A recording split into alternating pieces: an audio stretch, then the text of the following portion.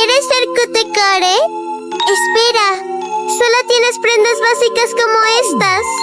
No te preocupes, en este video te ayudo a estilizar estas prendas para verte más cute, core. Es fundamental que uses accesorios, ya sean collares o pulseras.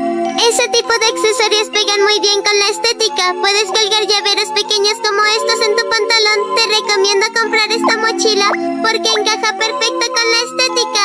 Si tienes mochilas más básicas como estas, puedes decorarlas con llaveros y pines.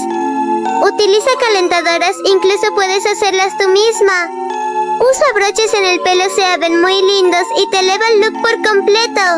Hazte peinaditos como estos, son hermosos. Puedes hacerte diseños de uñas como estos. Para buscar uno que te guste, pon en Pinterest cutecore nails. Hay muchos diseños bonitos. Eso fue todo, Links. Espero haberte ayudado. My Melody te quiere, bye.